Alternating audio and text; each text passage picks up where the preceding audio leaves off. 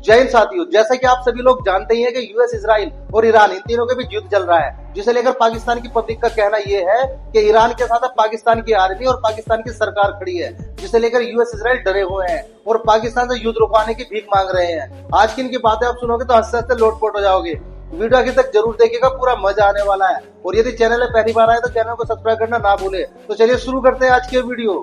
तो चलिए शुरू करते हैं। मुझे बताएं, इंडिया से हमें लेनी चाहिए चीजें या नहीं लेनी चाहिए, क्या कहते हैं? पहली तो बात ये है कि हर साल वो जो है ना पानी छोड़ते हैं, अच्छा ठीक है, जिसकी वजह से पूरे मुल्क को नुकसान होता है। ठीक है, सबको पता होता है, सबको पता है, लेकिन ये नहीं पता कि वो पानी क्यों छोड़ते हैं। वो मैं आपको बताता हूँ। यहाँ पर पानी की वजह से सैलाब आता है। वहाँ पर अगर वो पानी नहीं छोड़ेंगे, कभी हमने ये सोचा या हमारी मीडिया ने बताया अगर वो पानी यहाँ को नहीं छोड़ेंगे उनके इलाकों में सैलाब आएगा? तो वो छोड़ते हैं ना पानी, तो नुकसान होता है। तो अगर वो नहीं, एक तरफ से नुकसान कर रहे हैं, दूसरी तरफ से कह रहे हैं कि हमसे तो आप चीजें खरीदे। ईरान दे रहा है ना प्याज, तो ईरान से ले, ईरान से भी लें, जो सस्ता देता है उससे लें प्याज। बिल्कुल। लेकिन इंडिया का ये डैम पानी वाला आपने बात की, मैं आपको क्लियर करूं, हम यहाँ पर डैम बनाएंगे ना तो वो पानी छोड़ेगा, वो हम सेव कर लेंगे, उसे महफूज कर लेंगे, वो भी फायदे में। ये तो हमारी हुकूमत को चाहिए ना सोचना टाइम के लिए। फिर इंडिया को तो नहीं ना हमें दुश्मन कहना चाहिए। वो पानी अपनी मजबूरी को छोड़ता है। वो अरे साला तुम लोग पागल है क्या? पागल है तुम लोग, कौन है? क्या कहना चाहेंगे इस टाइम जो पूरी दुनिया में इस्लामिक कंट्रीज की यूनिटी नहीं नजर आ रही, उसके ऊपर आपकी क्या ओपिनियन है, क्या रीजन?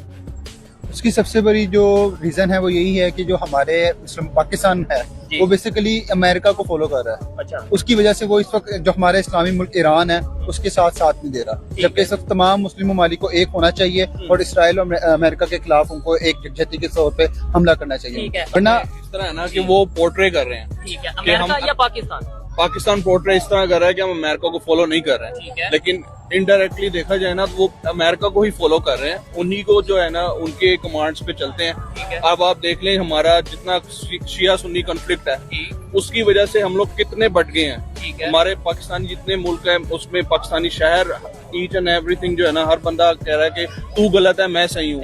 सेम इसी तरह इस्लामिक मुल्क जो है उनमें भी यही सब कुछ चल रहा है। कॉन्फ्लिक्ट चल रहा है कि ये गलत है ये सही है। अब ये खामनेई पीछे शहीद हुए हैं, उसके पीछे लोग कह रहे हैं कि नहीं ये शिया था तो हमारा नहीं है। लेकिन ये सबसे बड़ी चीज है जिस वजह से हम लोग के अंदर ना सारी चीजें बंटवारा हो। इधर ये तो आपने मजहब रिलीजियस पॉइंट ऑफ व्यू से बात की। इधर एक पॉइंट ये नहीं आता कि दुनिया के जितने भी कंट्रीज हैं वो मैटर करते हैं या वो चलते हैं अपनी पर्सनल इंटरेस्ट के ऊपर। मजहब बाद में आता है, मतलब इंटरनेशनल लेवल की बात कर रहा हूँ मैं, मजहबी पॉइंट ऑफ व्यू से बात नहीं कर रहा। ऐसे अगर देखें रशिया तो इस्लामिक कंट्री नहीं है, तो फिर वो ईरान का क्यों साथ दे रहा है? देखें सबसे बड़ी बात जी पर्सनल होते हैं, सबको होता है, हर मुल्क को अपना अपना बेनिफिट होता है तो वो करता है इस चीज से। लेकिन हमारा जो इस्लामिक जितनी भी कंट्रीज है ना, हम लोग की यूनिटी है ना वो इस्लाम की वजह से है। कैसी अपमानजनक बातें कर रहा है लड़का, ये अश्लील है ये लोडा। आप पाकिस्तान जिंदाबाद का नारा लगाएं। पाकिस्तान जिंदाबाद। आप बताएं और एक मिनट आपने ये नारा भी लगाना है इंडिया मुर्दाबाद। मैं ऐसा नारा कभी भी नहीं लगाऊंगा। क्यों नहीं लगाओगे? मुझे बताएं आप एंटी एस्टेब्लिशमेंट एंटी कंटेंट करते हैं। नहीं, आप मुझे बताएं, मैं इधर पाकिस्तान जिंदाबाद का 100 दफा नारा लगा। 100 दफा नारा हमारे मुर्दाबाद इंडिया लगा सकते हो? मैं लगाऊंगा, मैं लगाऊंगा, आप करें होने, मैं लगाऊंगा। चुप कर बे कुत्ते। मैं लगाऊंगा, वो चला दूंगा, लेकिन मैं नहीं बोल सकता। मेरी एक मिनट बात सुने, मैं नारा लगाऊंगा। आपकी ये इंडिया मुर्दाबाद मैं नारा लगाऊंगा। हमारी ईद की खुशियाँ यकीनन तो बाला हो जाती है, लेकिन अनफॉर्चुनेटली जो है हम लोगों ने मिस कर दिया। लेकिन ये खुशी की बात है कि ये है कि एशिया में ही रहनी चाहिए। ठीक है, तो मैं अंग्रेजों को ट्रॉफी नहीं मिलनी चाहिए। बिल्कुल भी नहीं।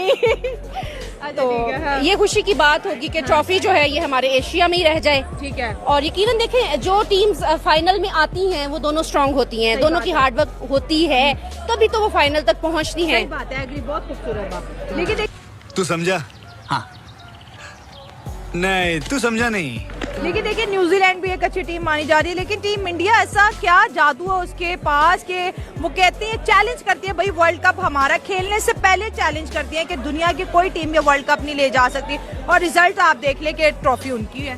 बिल्कुल ऐसे, क्योंकि उन्हें खुद पे यकीन है, वो उनकी हार्डवर्क जो है उस पे उनका जो है फुल फ्लैट जो है ग्रिप है, वर्किंग करते हैं, प्लानिंग करते हैं, स्ट्रेटजीज है और वो प्रॉपर प्लान करके जो है वो खेलने आते हैं। वो हम लोग तो शायद खेल को खेल लेते हैं, वो एज ए प्रोफेशन जो है क्रिकेट को वो लेते हैं। ठीक है, कहते हैं कि इंडिया के पास बहुत ज्यादा पैसा है और इस वजह से वो हर दफा जो है विन कर लेता है, उसका बोर्ड बहुत अमीर है। बोर्ड अमीर है या फिर इंडिया और इंडिया के प्लेयर्स को जीतने का क्रेज है, क्या कहेंगे? यार काला जादू चला देते हैं कोई, मुझे तो ऐसे लगता है कुछ भी है ये कोई काले जादू का भी कमाल लगता है कि हर दफा ये ट्रॉफी उनके हाथ जा रही है। हर दफा हालांकि हाँ। इतनी बड़ी मजा आया और मैं ये जो मजा है हिंदुस्तान के हर व्यक्ति को देना चाहता हूँ। बेसिकली देखा जाए तो इंडिया हमसे पावरफुल है।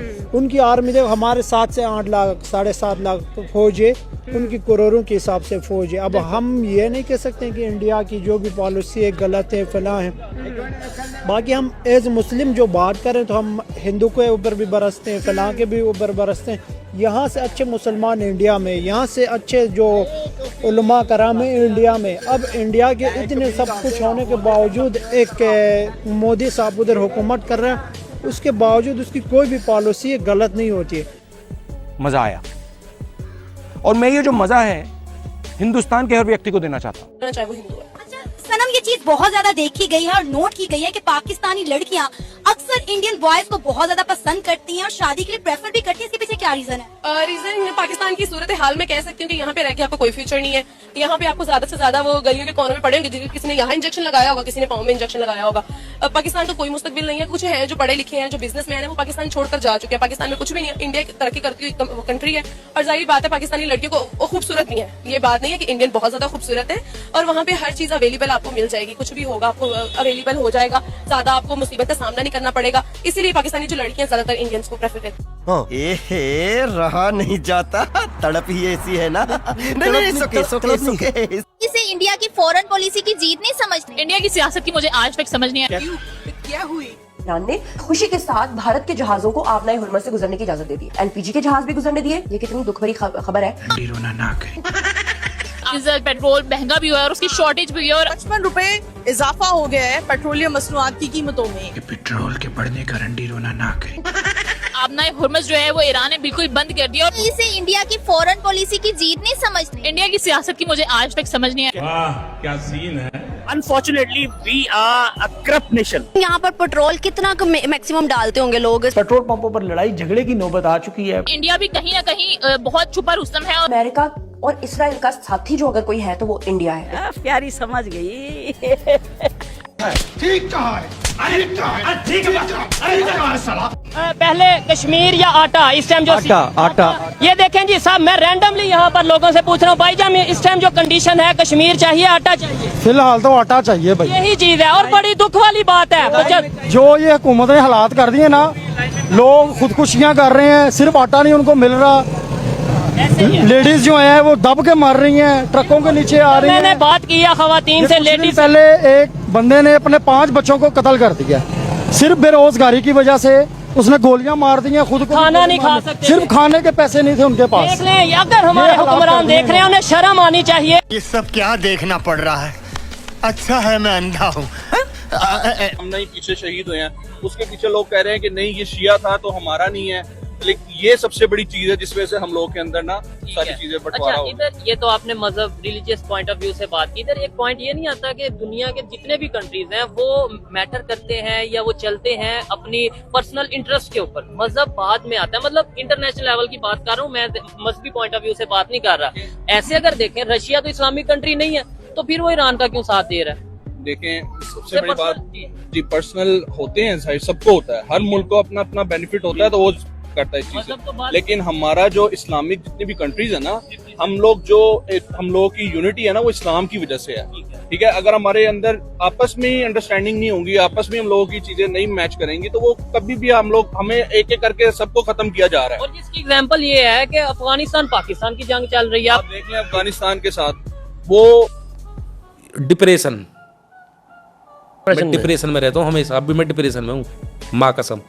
बेसिकली क्या फर्क समझते हैं आप इंडिया और पाकिस्तान के अंदर? बेसिकली फर्क क्या समझते हैं? माइंडसेट का फर्क है, एजुकेशन का फर्क है, या कोई ट्रेनिंग के अंदर कोई फर्क है? बेसिकली कोई फर्क तो है जिस वजह से इंडिया बहुत ज्यादा आगे जा रहे हैं। देखिए सारी चीज जो आ जाती है ना वो शुरू से बच्चे को सिखाया क्या गया है। हमारा जो माइंडसेट है ना वो यही है कि बस जो है ना यहाँ से खाचा मार लिया, वहाँ से खाचा मार लिया। तो शुरू से जो उसकी ट्रेनिंग हुई है ना वो उसी तरीके की हुई है। अब उनकी जो ट्रेनिंग हुई है वो काफी अच्छी हुई है हमसे, उनका माइंडसेट बहुत आगे का है। वो लोग हमेशा बड़ी चीजें सोचते हैं। वो लोग कहते हैं कि यार हम अपने मुल्क में इस कंपनी को लाए, उस कंपनी को लाए। लेम्बो आ जाती है, फोर्ड आ जाती है और बाकी जितनी भी लग्जरियस कार्स है, मर्सिडीज, ऑडी, ये सब वहाँ पर कावासाकी और ये यामाहा वगैरह ये सब है। लेकिन पाकिस्तान, यामाहा पाकिस्तान छोड़ के चला गया, यामाहा पाकिस्तान छोड़ के चला गया। शेल ने अपने पेट्रोल की जो है वो सारी प्रोडक्शन रोक दी है और भी काफी जो है प्रोडक्शन वो यहाँ पर रुकी।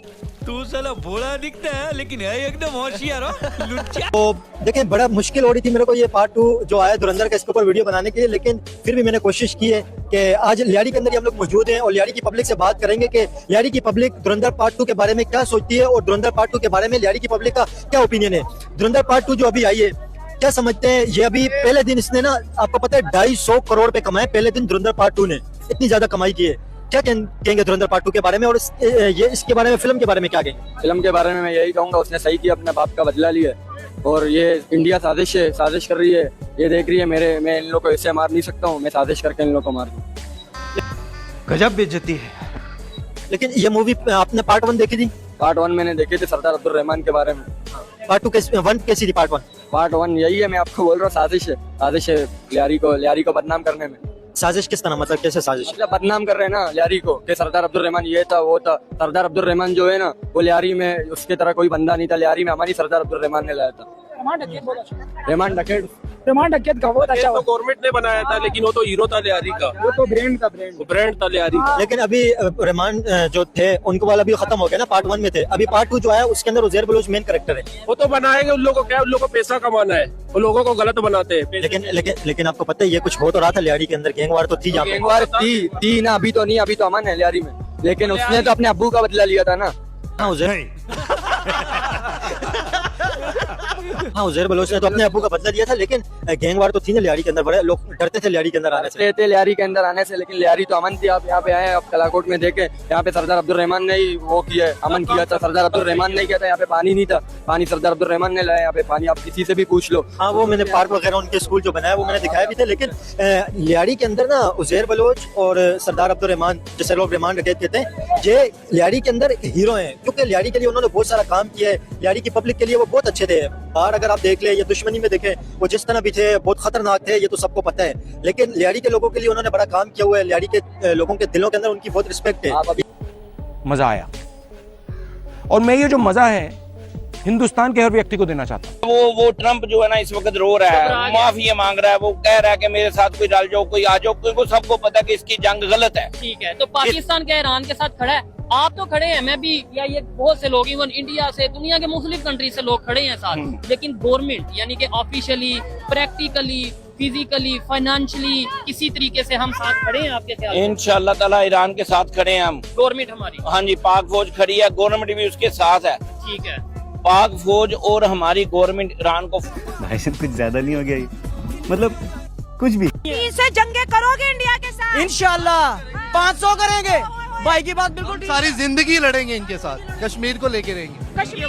कश्मीर को इनके इंडिया कुफर अमेरिका चीन जितने भी कुफर हैं बेईमान है, इनकी औकात फौजियों के भला क्या है? ये टैंकों में पैम्पर बांध के बैठते हैं। 1971 में 93,000 हमारे फौजियों ने सरेंडर क्यों किया था? फिर लड़ते हैं ना। मैं ऐसे उस बात में बात करूंगा क्योंकि मैंने वो स्ट्रिप पढ़ी नहीं है। वो पढ़ी नहीं है? नहीं पढ़ी मैंने। तस्वीर देखे जी, वो अक्सर अफगानिस्तान भी वो तस्वीर शेयर कर करके हमें ट्रोल करता रहता है कि 93,000 फौजियों को इंडिया ने पकड़ के जेलों में डाल दिया था। मैम अब देखिए उनका वो एयरफोर्स वाला जो आया था, वो भी पकड़ा, अभिनंदन। ठीक है, हम उसकी बीम्स बना के 500 इकट्ठे कर दे, लो जी 500 बंदा उन्हें पकड़ लिया था। वो एक पकड़ा होगा, उन्होंने लगा दिए होंगे, एक पकड़ के 93,000 बना दिए होंगे। और पाकिस्तानी जो है ना वो मर जाएगा, पकड़ा नहीं जाएगा। खाने को चने नहीं, पिछवाड़ा मांगे जायफल, तनख्वाह 550, कंधे टांगे राइफल।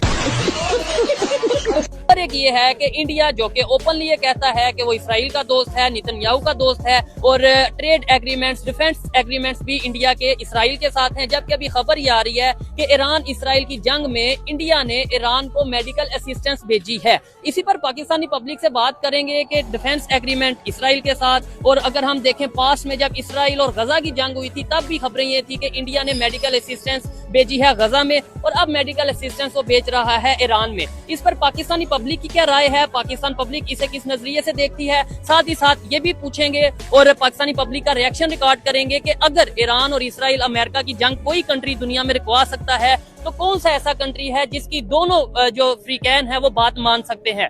पाकिस्तान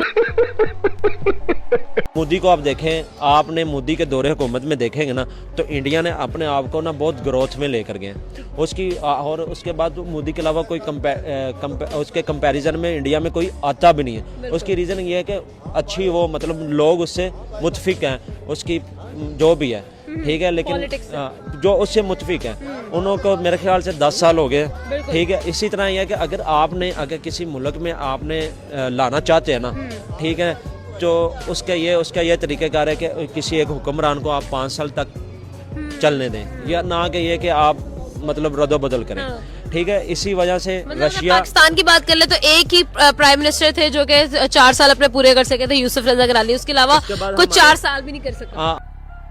मजा नहीं आ रहा है इसके लिए। अच्छा, अब ये मसला हल कैसे होगा? ये जंग से हल होता नजर आ रहा है। अफगानिस्तान आपको लगता है जो हमेशा जंग ही लड़ता है वो ऐसे पास आ जाएगा? नहीं, मेरी बात सुने, बेहतरीन हल जो है ना इन चीजों का डायलॉग है। ठीक है, ठीक है, कॉम्प्रोमाइज करना सबसे बेहतरीन चीज है। कुछ वो लोग झुके, कुछ लोग हम झुके, हमारे कुछ जो है चीजें हम बताएं, कुछ उनकी जो चीजें हैं वो बताएं। जो उन्हें गिले शिकवे हम सेंटर पॉइंट है उस पे आगे वो एग्री करें। इस बात से मैं एग्री करता हूँ कि अगर हम कहें कि जी हमारे पास आर्मी बहुत बेहतरीन है एज कम्पेयर टू अफगानिस्तान, हमारे पास एयरफोर्स बहुत ही जबरदस्त है as compared to Afghanistan, Afghanistan के पास तो है ही नहीं, नेवी बड़ी जबरदस्त है, हमारी फोर्सेस बड़ी जबरदस्त है, इसमें शक नहीं है कि अफगानिस्तान हमारा मुकाबला नहीं कर सकता। ये सब क्या देखना पड़ रहा है? अच्छा है मैं अंधा हूँ। भाई उम्मीद करते हैं हमारी आज की वीडियो भी आपको हर बार की तरह जरूर पसंद आई होगी, और हर बार की तरह हमारी आज की वीडियो आपको सबसे फनी या सबसे इंटरेस्टिंग क्लिप्स कौन सी लगी कृपया कमेंट करके जरूर बताइएगा। और यदि आप चाहते हैं कि हम आपके लिए किसी नए टॉपिक का वीडियो लेकर आए तो आप हमें उस टॉपिक का नाम भी कमेंट करके बता सकते हैं। आज की वीडियो देखने के लिए धन्यवाद। कल फिर मिलते हैं एक नई वीडियो के साथ। जय हिंद, जय भारत, वंदे मातरम।